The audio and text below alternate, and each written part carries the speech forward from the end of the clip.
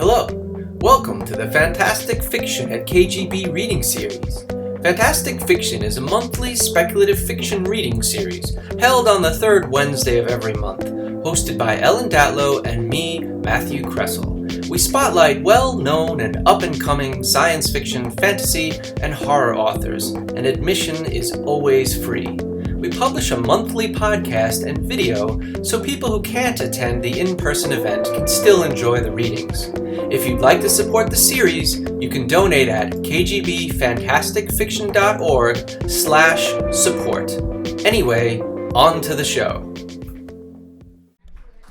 Is everyone enjoying the heat? I hope so. This air conditioner is trying hard to keep you hydrated, and so is your bartender. So please buy a drink, hard or soft. Support the bar. You support the series. We want to keep the series going as long as we can. So even if you don't drink alcohol, a soft drink is perfectly acceptable beverage. And no. It's not good. David says no. So no. Just kidding. I'm Matthew Kressel. This is Fantastic Fiction at KGB. We've been doing this for over 20 years. Ellen Datlow is usually my partner in crime, but as some of you know, she is had COVID. She's recovering. But just as a precaution, she's staying home. She's quarantining. So the wonderful, the marvelous Mercurio de Rivera is co-hosting with me tonight. So two announcements. Yesterday was Mercurio's birthday, so let's all give him his birthday punches.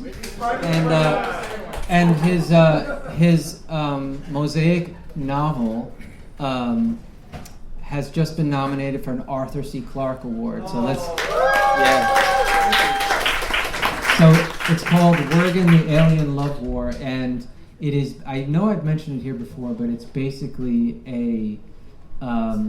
it's a story about all the different ways that people can love and hurt each other. And it is really just one of the most fantastic metaphors of love I've ever read. So if you get a chance to read that, I hope you do. Clearly the judges of the Arthur C. Clarke Award recognized how good it is. I've always known because I've read it long before anyone else has. So check that out. I'm excited for our readers tonight. We have Daniel Braum and Gregory Frost reading for us. So Daniel's going to be our first reader. So when we went virtual for the pandemic, Daniel was our first reader along with Robert Levy doing the whole virtual YouTube thing. So thanks, Dan, for stepping up for that. That was awesome. And thank you all for supporting the KGB bar during that period. I know a lot of you donated during that time. Keep the bar going. We're really happy to be here. Just a quick announcement about upcoming readers, and we'll get on to the actual show. Next month, August 17th, we have Veronica Shanis and Richard Butner. We have a date change. KGB Fantastic Fiction has always been the third Wednesday of the month. In September, we're switching to the second Wednesday of the month. So just keep that in mind. Update your calendars.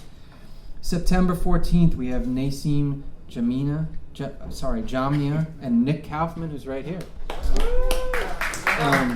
October 12th, Clay McLeod Chapman and Meg Ellison. November 9th, Stephanie Feldman and Eileen Gunn.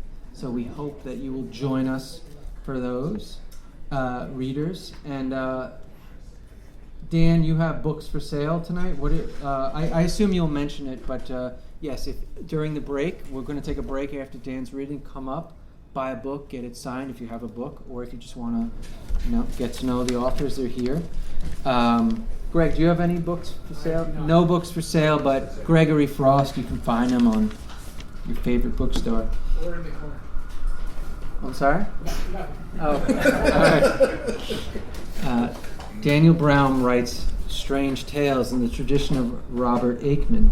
His stories, set in locations around the globe, explore the tension between the psychological and supernatural. His latest collection, Underworld Dreams. By the way, this is a fantastic cover. It's kind of hard to see from a distance, but it's like this gray sea. It's beautiful if you get a chance to look at it. His latest collection, Underworld Dreams, contains the story How to Stay Afloat When Drowning, which also appears in the Best Horror of the Year Volume 12, edited by Ellen Datlow. His first collection, The Night Marchers and Other Strange Tales, and his first novella, The Serpent's Shadow, are being reissued as trade paperbacks by Cemetery Dance Publications in May 2023. His first novel, Servant of the Eighth Winds, is also coming in 2023 from Lethe Press. Here's Daniel Braum.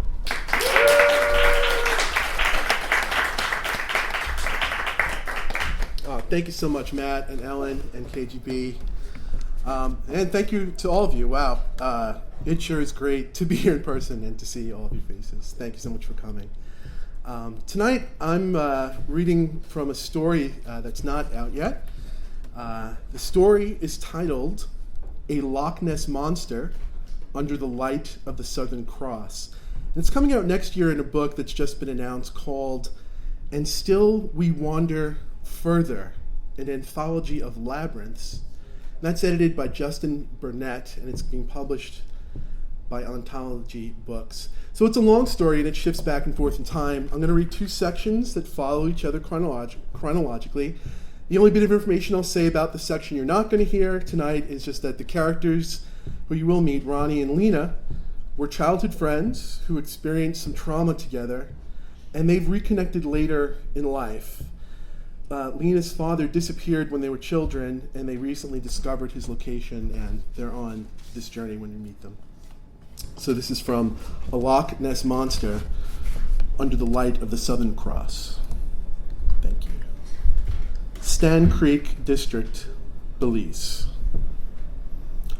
Once you're done with the sense of loss and the loneliness and the pain and range of emotions you go through, there is something freeing about not mattering at all, about being no one's number one in this world. It's a release from all the twists and turns, the patterns you find yourself in, all the things of your own making and otherwise holding you in place. Time helps. Some days you still wake up raw and hollow, not from your most recent loss or from any one thing, but from the weight of all of it. Lena doesn't see this. How could she? Some cuts are too fresh. There are only a couple of huts here, and ours is perfect. It's dark and empty, a clean slate. The sky, the sea, the jungle, the flowers, providing all the color and sound and beautiful things I could want around me. An elderly lady, dressed for a flight back to New York, is clamoring about the manatee that has surfaced in one of the sinkholes on the property. And Lena isn't even interested in looking. I tell the young Belizean guy renting us the Jeep that we're headed to Ihaka's down near Placencia, and he says, just make sure you don't go to the unfinished condos next door. Why? Rough parking? He shrugs. Everybody knows it's the one place you don't go. The elderly lady stops directing her even more elderly and dazed-looking husband where to roll their luggage and chimes in. Oh, darling, we went past it on our way back from the ruins. Such a shame. It has so much potential, sleek buildings, clean lines. Our driver told us it was built by a drug dealer, so now no one wants to buy it. Didn't he say something about a shootout and a suicide? They're such a lovely couple, dear. Don't rain on their parade. Love, let me tell you about this place where we had breakfast. Perfect for you lovebirds. We're not a couple, Lena replies flatly. Like me, she never fit in. With dark eyes from her Polynesian mother and complexion from her father's Scottish side, she was always too beautiful to be teased. Mostly, I remember her as just present, a lot like now. Her brother was the one who drew the spotlight. There isn't a touch of gray in her long black ponytail, only a sheen from the sun and barely a wrinkle on her. Unlike so many of the people we went to school with, their bodies gone to hell and faces bearing the signs of their age and then some. We're visiting her father, I say with a smile. I've known them since I was a kid. We aren't interesting enough, and we've lost the woman's attention to the task of getting her bags into the airport van. I can't help seeing the vast emptiness in her husband's eyes. That something about the way he stands says he's lost. He's just along for the ride, and despite paying enough attention to know the drug deal shootout story, he's not really here at all. It's the same with Lena. I don't think she liked hearing her brother's name out loud. I feel that distance between us and between me and everyone. I had hoped for otherwise, but the feeling is nothing new. In the uncomfortable silence, I hear the ocean murmuring from not far away, the din of all the living things in the trees, and the call and replies of birds that sound nothing like home. We hop in the Jeep, top and doors off, and I gun it. The heat doesn't seem to bother her, nor the bumpy road. She smells like alcohol, and I hope I wasn't wrong in pegging her for being a good traveler. In the fun little airport bar in Belize City, waiting for our puddle jumper, she was enthusiastic about the green cocktails in martini glasses made with Paisang liqueur. She talked about the war and the stock market with a young couple traveling with their adorable Pekingese. All good signs. Glad to be here?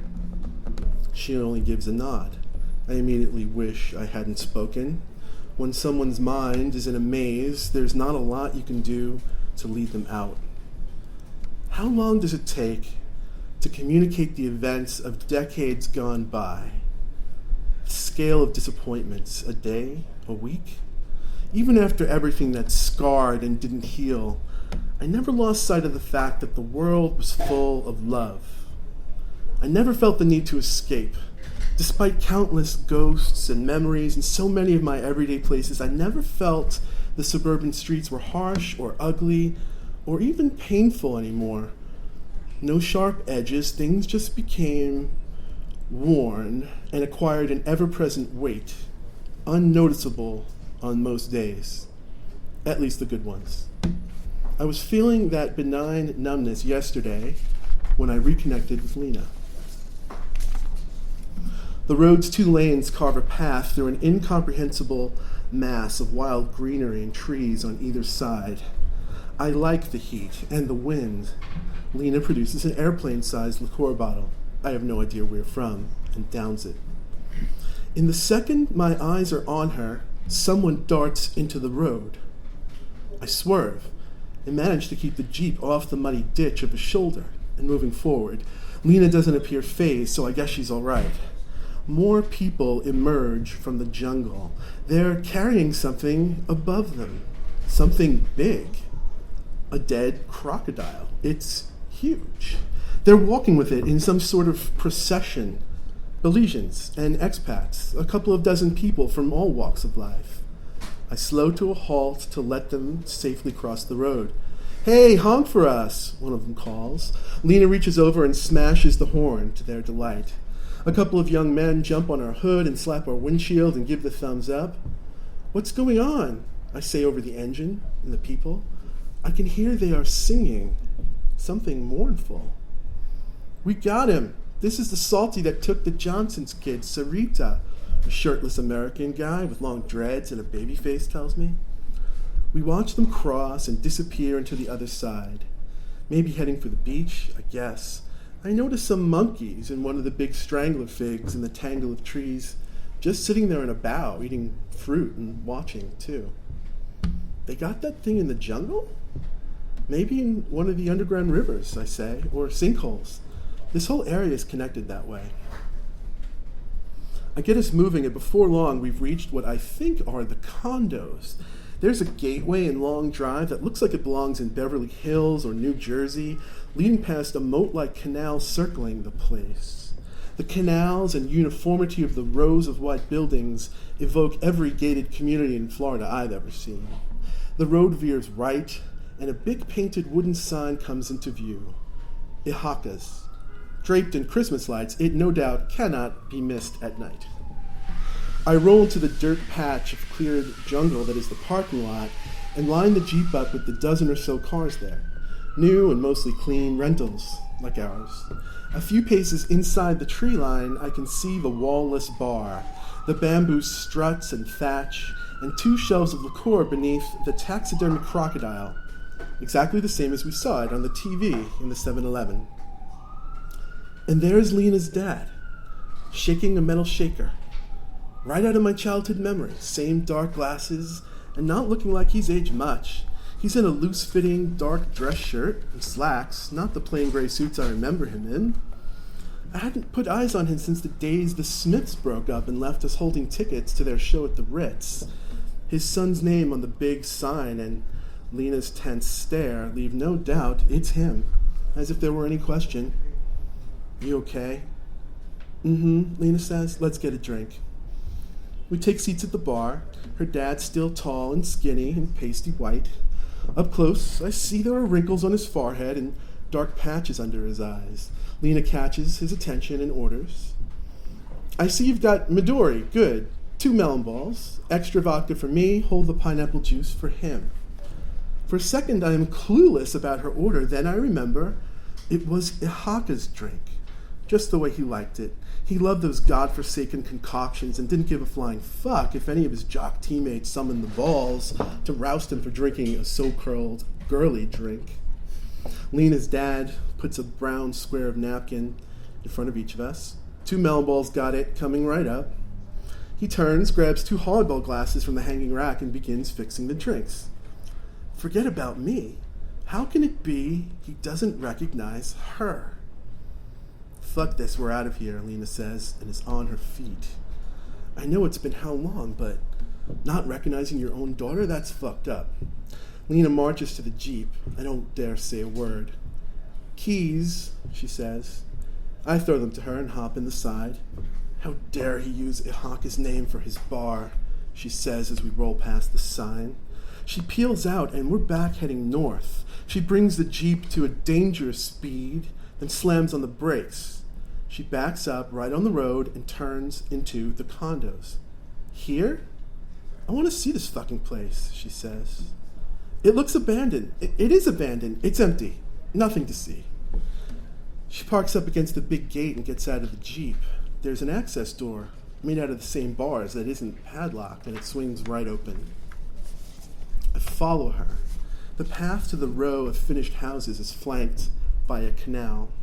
The water is clean and flowing, looks like rain runoff, draining to somewhere. Hurricane and flood protection, just like Florida, I guess. The canal circles the development and weaves in and out of the buildings. They're a bit weathered, but look unused, unfurnished, no personalized accoutrements I can discern, until I see a little red light in an unscreened window. A trail cam. Its black housing does not look weathered at all. Lena's at the last house in the row before a big building at the edge of the jungle. She pulls the door open. Of course it isn't locked. She steps inside and I hurry over. This one is lived in for sure. There's a wall of books and a wall with ceiling-to-floor shelves full of amazing bottles, all different shapes and colors. There isn't one bottle, alcohol or otherwise, that I've ever seen before. Lena, I don't like this. We should get out of here. You're right. We go back outside. Instead of turning to leave the compound the way we came, she walks towards the big building and takes the path into the jungle. I see there are sinkholes flanking the path where it runs under the trees. Careful, I call. There could be a croc or something. She doesn't stop. I contemplate whether I should hang back and give her space or follow. I check out the large building. I wonder if it were a gym or a common area. It's got big glass windows, maybe a greenhouse. They're all steamed and it's fogged up in there. Not one of them has been broken. I go into the trees after Lena. After a few minutes, I find her sitting at the edge of a large sinkhole a couple of 100 yards in. There are no trees above. The sun is going down. It smells like summer. The surface of the perfectly clear water captures a reverse image of the vine-wrapped trees and their countless shades of brown and the lush green fawns and ferns and saplings, all mixed in with the rocky side of the sinkhole disappearing into the earth. As I walk over to sit next to her, I startle a foot-long brown lizard with a triangular crest. Rear toe spread wide, it dashes across the surface of the water, its long tail disturbing floating water lilies. As it crosses the center point, its scales shimmer white and pink and green in the sunlight before it disappears onto the opposite bank. I notice petite white flowers on one of the vines creeping around a robust gumbo limbo tree, and there aren't any mosquitoes. I can see why the little town was built here. This is a paradise. Lena downs another airplane bottle of rum. I know that sucked, I say. It's okay to be triggered. I'm not triggered. In the quiet of our silence that follows, there is the rustle of the air moving the canopy, the din of sounds radiating from the leaves and branches, akin to the buzz of New York cicadas, yet still wholly new and alien, and a back and forth of bird calls so full about their business that I am certain that this is their world, and we are the interlopers. After a few minutes, she gives a solid poke to my shoulder and points to the water. What? She shushes me, puts her finger over her mouth, and whispers, "What the fuck is that?" "Where?" "There, right in the middle." I ease myself to my feet. I don't see anything. There's only the crystal clear water. Not even a ripple. She can't hide her disappointment and stares at me as if I'm crazy. I have the feeling this expression is one I would know well should the trajectories of our lives keep us together after this. It is the opposite look, the reciprocal of her sated face, the one I saw still flush with heat, about to be at rest, seconds from sleep, in my bed last night, her disheveled hair transforming my pillow to a thing of beauty, when I told her things not only were going to be all right, they were going to be amazing. It's been one hell of a long day, and an upsetting day, and she's probably a little drunk and a lot dehydrated. It was only yesterday I rolled by my childhood home on my way back from the grocery store to feel something, to feel anything, besides like a ghost haunting the places that sprung up over the decades and the places I once knew. I couldn't have guessed I'd find myself here today, with her, feeling alive again, just like that, yet feeling so lost. So it skips back in time. We get them back in time. I'm just going to read a final short section when we come back to them after the flashback.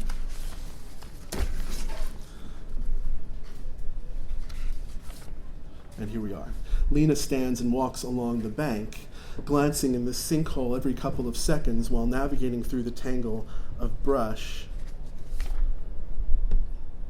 I just want to make sure I'm in the right space. The tangle of brush and saplings.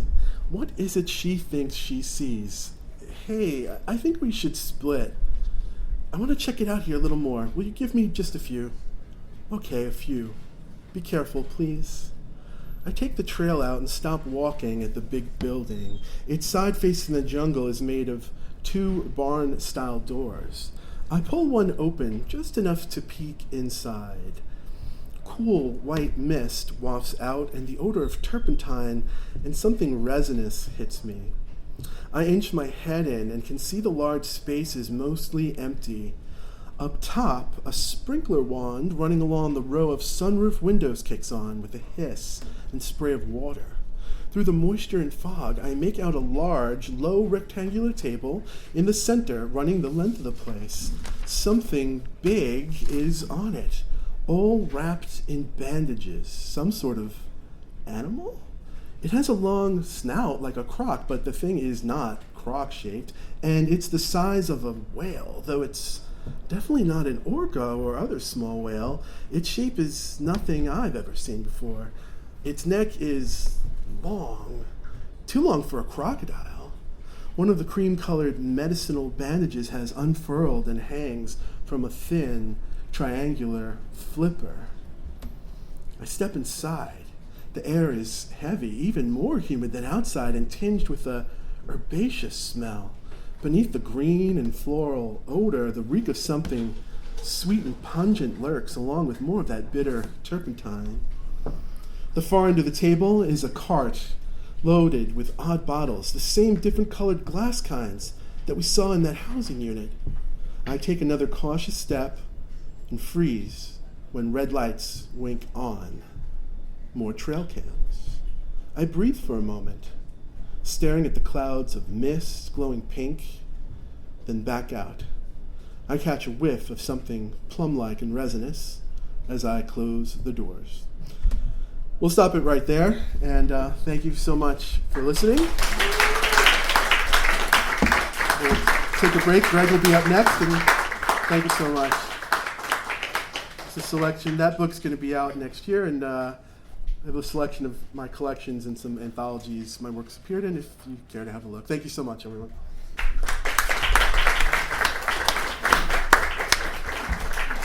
Dan, remind us the name of the anthology that's coming out in. It's called. It is called. And Still We Wander Further. And Still We Wander Further. All right, so check that out. If you want to get any of Dan's books, they're up here. Please come up, buy a book, get them signed, talk to the authors, and of course, buy a drink. So we'll be back in about 10 or 15 minutes with Gregory Frost. Okay, everybody. I just want to take a brief moment to really express my appreciation to Matt and to Alan for allowing me to co-host here at the iconic KGB bar. And I'm here for one purpose. I really have a single-minded purpose. No one can stop me from doing this. I'm here to introduce Gregory Frost. Wait, who are you? My name is Mercurio D. Rivera, also known as David. And yes, I'm here for that reason. It's a good reason. So I'm going to do it. Okay. Are you guys ready? Here we go. Scared to go. Okay. Gregory Frost writes across the fantasy spectrum. He's currently at work on a fantasy set in 12th century Scotland, a supernatural Western mashup set in 1858, and a hard SF story in collaboration with his late friends, the inestimable Bill Johnson, which is just sold to Asimov's magazine. His previous collaborative story with Michael Swanwick won an Asimov's Readers Award in the pre-COVID universe of 2015. His former Golden Griffin short story collection is being reprinted in late August through Bookview Cafe as The Girlfriends of Dorian Gray and Other Stories. Most days as he writes, he's accompanied by his cat. On that note, ladies and gentlemen, Gregory Frost.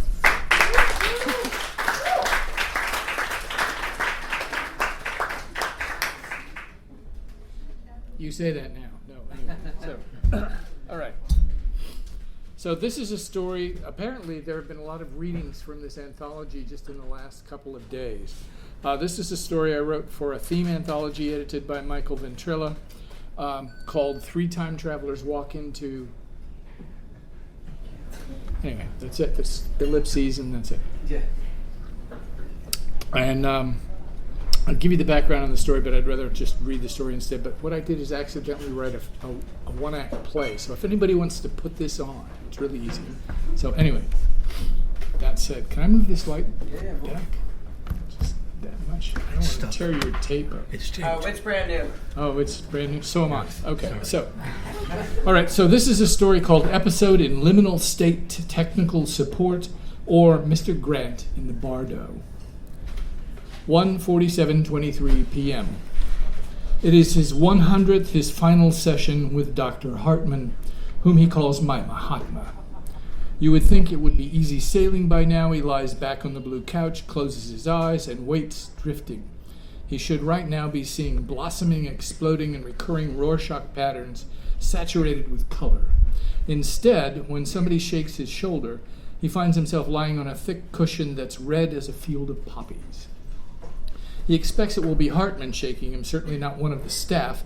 Interruption of a patient's LSD therapy session is strictly verboten. So who but his Mahatma would intrude? Instead, however, an oddly jointed blonde woman stands above him. She has a pageboy haircut and looks strikingly like Eva Marie Saint, whom he hasn't seen since they wrapped Shooting on North by Northwest. Her couture is strange too, a pants outfit somewhere between Flash Gordon and Busby Berkeley, with winged shoulder pads and a spiral sequin design from top to bottom with flared pant legs. There's something uncanny and artificial about her demeanor, a too perfectly smooth face, for one thing. All of this dampens his annoyance somewhat at being pulled out of his final session of psychedelics. Maybe if he just closes his eyes, he can go back to looking inside himself and she'll go away. He tries it, although no sparkling visuals appear. After a minute, the woman says, "Good evening, sir." He opens his eyes again. She's still there with a clipboard. "Could you go away? I'm trying to enjoy my periodolia." It's at that point he realizes he's in a completely different room. No maple paneling, no blue couch, no desk for Hartman. Everything's translucent and the overhead light diffuse, as if the entire ceiling is the light. He sits up. He's wearing the same cashmere sweater, the same linen slacks and dark socks. Same tan to his hands, so presumably the rest of him. His loafers are on the floor beside his crystalline daybed. He considers the woman again. Her head is tilted to one side like the RCA pup. "You probably get this all the time, but am I dead?" She smiles as if the question has activated her. "That's what we need to determine," she explains. "You've been transported here to liminal state technical support, and death is one possibility." "Liminal who what?"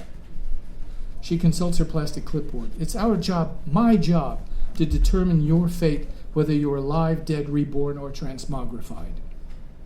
"Just the 4 choices? What about gaily intoxicated?" "I don't know what that means." She taps an index finger at the clipboard. "You, sir, fell off your timeline." "Pardon me, the only thing I fell off was a couch." "Well, you must have hit your head, fallen through a surprise wormhole, something." She studies the clipboard again. "Strange it doesn't say on your chart. I suppose that's why I'm here to determine your fate."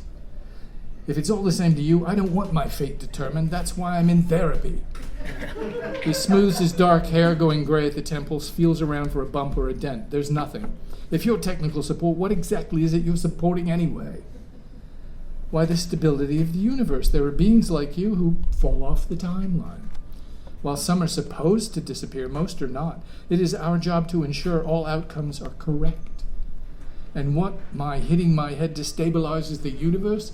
My goodness, I must be the Grand Poobah." "I don't know what that means." "Of course not. So you make people disappear?" "Yes, we do." "You sound like Murder Incorporated." "What do you people do? What do you do with people once they fall off this timeline thing?" She brightens as this question she can answer. "They're placed in a state of suspended animation here in our facility until such time as we are able to place them in a similar compatible timeline." "You're giving me a headache." "What is a similar compatible timeline?" "Another timeline within the myriad of multiverses where we can insert them without any ripples. For the record, when I wake up, I expect Hartman to explain to me how I can be making up this dialogue when I don't even understand it." He shakes his head as if to clear it. "All right, alive, dead, reborn, or transmogrified. Is that actually a word?" He gestures around himself. "So what would this be then?" "It might be rebirth. It's difficult to tell. As this is merely a way station, of course, I need to confirm your information. Rebirth is what I was engaged in accomplishing for myself before you interrupted. I mean, I am talking to you, or am I talking to you, or am I just talking to myself and thinking there's a you?" "Well, I'm truly sorry, Mr. She peers at the clipboard. "Mr. Clementine." He blinks. "Oh, my darling." "Listen, Leach or Grant, I answer to both, but there's no Mr. Clementine in here." He raps a knuckle against his head. "Though I believe we have located the source of the problem." "What?" She studies the clipboard, shakes her head. "Oh, no, that can't be right." He smugly crosses his arms. "No, it can't, can it? I am, or was, in Dr. Hartman's office for my final session. Maybe you were supposed to collect his 3 o'clock. She looks ready to burst into tears. "Listen," he says, "if it's any consolation, I'm very likely imagining you in your conundrum anyway, and if you'll just send me back to where I was, I'll peel you off the inside of my eyelids, and we can forget the whole thing. At least I will, happily." He considers the clear daybed, the red pad on top of it, now notices various toggles and lights on the wall behind it, as well as a row of 4 buttons in red, green, yellow, and blue. "You can send me back." "Oh, yes, if this turns out to be our fault, you'll just lie down again and I'll press the blue button over there and you won't even know you were gone."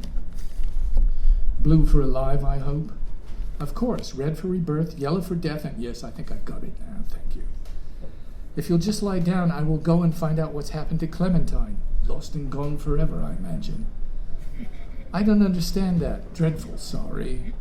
He gives her a big smile, then sits back down. So I'll just wait. They're interrupted by an alarm that seems to sound from everywhere around them. The woman sweeps her hand across her clipboard. No lines appear in her face, but somehow she frowns. Oh, no. What's the matter now? Judge Crater's escaped again. Is he still running around? He's due to be under an aquarium. Oh, dear, I'll be right back. Speechless, he watches as she turns away and glides across the small chamber. A door slides open where there was no door, and she's gone. There's no obvious belt or moving panel in the floor. How did she skate like that? However, the door remains open, the alarm has stopped sounding, but the lights flash on and off in the corridor. He considers everything, finally deciding that somewhere he's lying on a blue couch above gray shag carpeting, and this is his damn hallucination, so he can do as he pleases. He puts on his shoes and walks through the open door and into a long corridor. Both sides contain nothing but translucent chambers identical to his own. He walks across the way. A new door slides open. Inside is the mirror image of his own chamber. The figure lying on the red pad there is an elderly man who looks vaguely like Mark Twain, though his hair is more gray than white, and he needs a shave. The fellow is dressed in a collarless shirt, brown vest, tan dungarees. His pointed-toe boots on the floor beside him are roughly worn and hand-tooled. A gentle shake on the shoulder produces no effect. He circles around to the same panel on the wall as was installed in his own chamber. Knowing what the 4 buttons do, he leaves them alone, instead considers the odd toggle switches. What can it hurt? This is all in his mind anyway. He flips one of the toggles. The figure is bathed in an intense red light for a moment and begins to stir. He goes over to him and the man opens his eyes, reaches up for assistance, and he pulls him upright. The older man stretches with a grimace, glances around himself while clearing his throat. "Where's this?" he asks. "Sure as hell isn't Chihuahua." "Well, there's a novel idea. Frankly, I'm not sure where this is, but you're the first to bring Chihuahua into it. By the way, who would you be?" "Bierce. Ambrose Gwyneth Bierce." "And you?"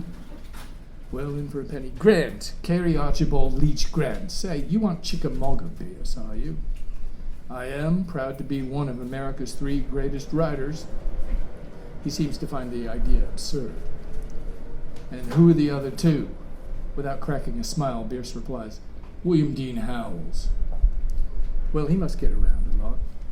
"Not as much as me, he hasn't. Been all through the South visiting graves of men I killed in the war before I crossed through Texas to Mexico, joined Villa's army, and reported there on the Battle of Tierra Blanca.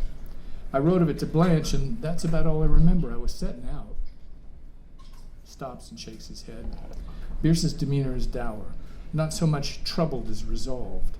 He nods at all of this information as if understanding it, but truly all that he recalls of Ambrose Bierce's life story is that he vanished without a trace, and that various conflicting tales claim to explain his whereabouts. What happened to you that you ended up here?" "Well, firstly, I should like to know what here is," says Bierce. "Wouldn't we all? What do you say we wake somebody else up? Maybe they'll know more than we do. So long as you mean to explain." He grabs his boots and pulls them on. "Well, listen, do you remember what happened to your character in Occurrence at Owl Creek Bridge?" "You've read it?" "I have, and you and I would seem to be in that illusory location between the escape and the hanging. Personally, I would prefer a different outcome if it's all the same to anyone." Bierce, looking gloomier, says nothing but follows after him. They walk along the corridor while lights continue flashing on and off. Finally, he turns to Bierce in some frustration. "Anybody could be in any one of these compartments. There's nothing to identify one from the other." "Except for those." Bierce points to a dully lighted strip of characters above the nearest door. "Yes, but can you read it?"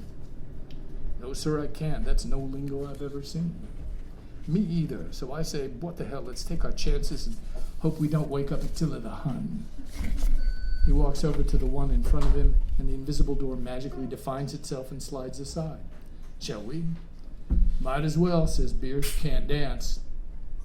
He grins as the old man passes him. "I'll have to remember that one." Inside the compartment is identical to the other 2 he's seen. A slender, middle-aged woman lies on the red pad here. Her dark blonde hair is cut short and shaggy. Her eyes are closed, but her mouth, slightly open, reveals a gap between her front teeth. She's dressed in a pale blue shirt beneath a leather aviator's jacket above khaki trousers. One of her socks has a hole. Something about her seems familiar. How do we wake her up? Bierce asks. Oh, like this. He crosses around to the wall and flips the same toggle as before. She's bathed in red light, and shortly her eyelids flutter open. Bierce bends over her. Hello there, he says. How are you feeling? The woman looks up in a daze. Are you God? Am I dead? Bierce smiles in some embarrassment. No, madam, I am not. Introduces himself. Her bright eyes widen with recognition at his name, and she sits up. Why, you disappeared. I remember hearing of it. She considers for a moment, and I suppose I must have disappeared too. I know we were lost, coasting on fumes, and Fred thought the 20B receiver wasn't transmitting the right frequency, or maybe the antenna had broken off. She glances around, notices him at the controls. He gives her a friendly smile. Is Fred here too? She asks him. Fred Noonan? He shakes his head. He might be, somewhere. We've only just found you, Amelia. You know me? Only the same stories that everyone knows. The greatest female aviator and inspiration to thousands of women pilots in World War II. There was a World War II? And one? Bierce interjects. Oh, dear. There's a good deal happened after you two disappeared, and rather more for you to absorb, Ambrose, old thing. Earhart asks, and who are you? A fair question. He introduces himself. The name obviously doesn't register, but by 1937, when she vanished, he had only been in a couple of films. And how did you disappear? Well, that's the thing, you see. As far as I know, I didn't disappear. At all. These birds mistook me for someone named Clementine. Earhart and Bierce both laughed. Yes, I thought it was hilarious too the first couple of times. But where is this place, asks Earhart. Why are we here if we disappeared somewhere else? He does his best to explain what the eccentric attendant told him, including the 4 possible outcomes determined by the panel on the wall behind them. Bierce replies, what's it even mean to say somebody fell off their timeline? Sounds like a bicycle. I can only assume it means there was some preordained outcome for you and you didn't take it. 2 roads diverged in a yellow wood, and sorry I could not travel both and be one traveler long I stood. Bierce continues gravely, I certainly chose a less traveled way. At least I would have, had they let me be. Road where I come to my end, guess that didn't jibe with the universe's plans. Probably it couldn't. Why is that? Because where I truly want to go is Carcosa. Earhart, puzzled, says, where? Bierce nods. A place I invented once upon a time. A great city, but my narrator, who was a ghost, only remembered its splendors long past. I always thought I should like to arrive in its heyday, see what I might make of myself there. I've done about all I need on this road. You want to go to a place that doesn't exist. Well, why not? I've seen enough of reality, and I'll tell you, it's nothing but the dream of a mad philosopher. Bierce points to the 4 colored buttons. So which of these will send me there? None of them, I think. We're in Miss Earhart's chamber. We'd have to go back to yours. All right, then. Gathering himself up, Bierce turns and strides out into the corridor, where the lights are no longer flashing. I have a feeling they've caught up to Judge Crater, he tells Earhart. Judge Crater, the missingest man in New York? Believe it or not, he says as he takes her by the arm, he's the reason you're up and about. And if they manage to catch him, we don't have much time for goodbyes. They hurry down the corridor and follow Bierce back into his chamber, where he plops down on the bed, tugs off his boots, and asks again of the buttons, which one is it? He crosses to the panel. According to the attendant, the green one, the only one that doesn't simply kill you or return you somewhere you've been. Magical transformation, I think it means, which sounds like your Carcosa. Bierce lies back down on the red pad, crosses his hands like a body in an open coffin. All right, he says, I'm ready. You'll probably need to be asleep first. He flicks the same toggle as before. It bathes Bierce in red light, which fails to put him to sleep. He flicks the other toggle. A deep blue light surrounds Ambrose Bierce, and almost immediately he's unconscious. I swear, everything here is color-coordinated. It's like a bespoke tie and a handkerchief. Are you certain about this? Earhart looks worried. I'm not even sure I'm awake. Imagine me explaining to Dr. Hartman how I spent the afternoon with you and Ambrose Bierce, and at the end of it I sent Bierce off to a place he invented. I'll have my very own rubber room by dinner time. From the doorway comes the cry of, "Stop!" It's the attendant. He sees her now from head to foot, only there are no feet. Her legs end in wheels. If this isn't real, I'm going to need more therapy. The attendant glides into the room. You mustn't do that. Why not? It's what he wanted. What is what he wanted? He explains what Bierce has said and where he wants to go. She holds up her clipboard. I have an exhaustive set of questions for him to answer yet. How did you find this out without the proper forms? We listened to him, replies Earhart. Oh. The attendant seems momentarily lost, as if she's wandered into the wrong chamber. Green button, she says. Well, that's a relief, he answers and presses the button. Bierce vanishes in the same instant. And how is dear old Judge Crater? He asks her. Focusing upon him again, she replies, he is now where he was destined to be.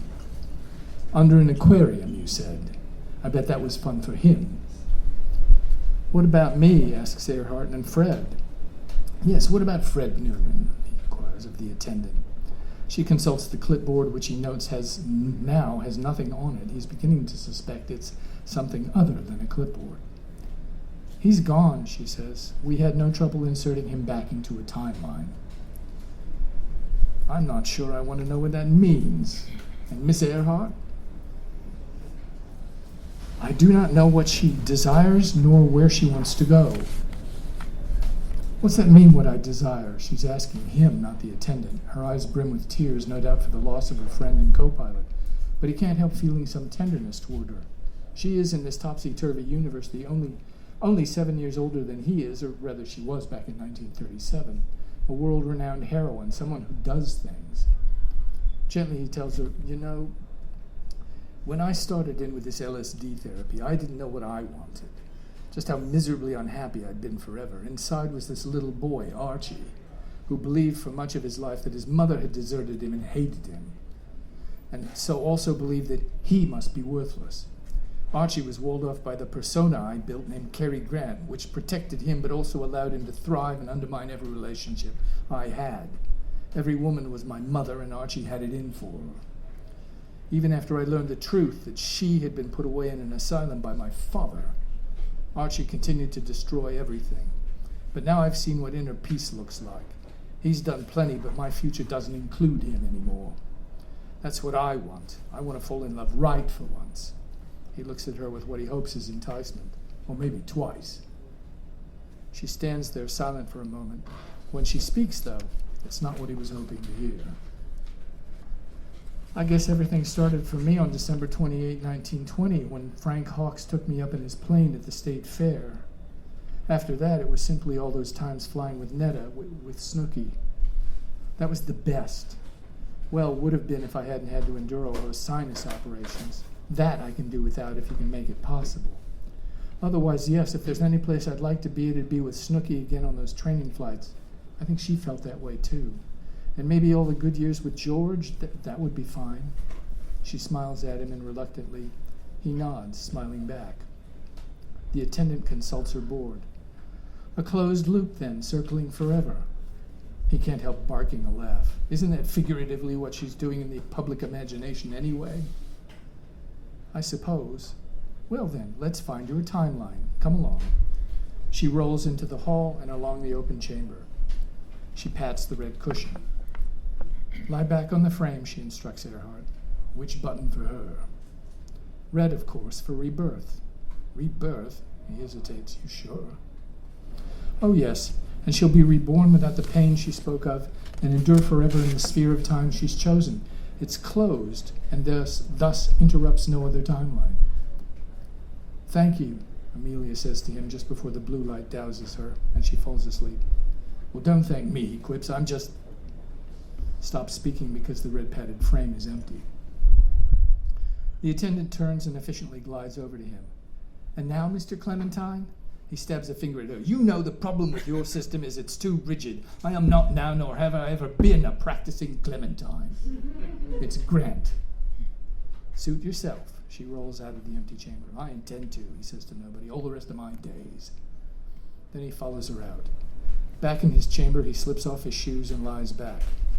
How are you feeling then, Mr. Grant? She asks. Blue, he replies, and gestures at the 4 buttons. Decidedly blue. The attendant flips the toggle. 1:47:24 p.m. Thank you.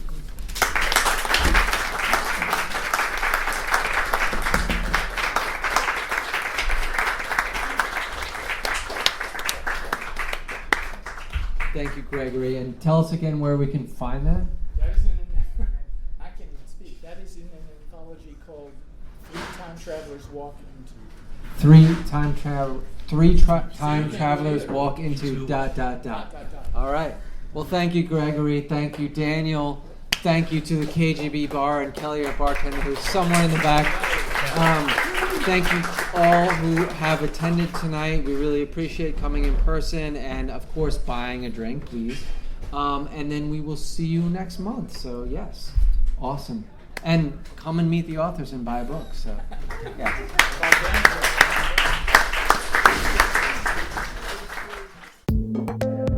You have been listening to the Fantastic Fiction at KGB reading series.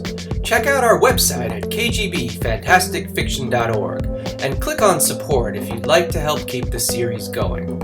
Anyway, that's our show. Thanks for listening and see you next month.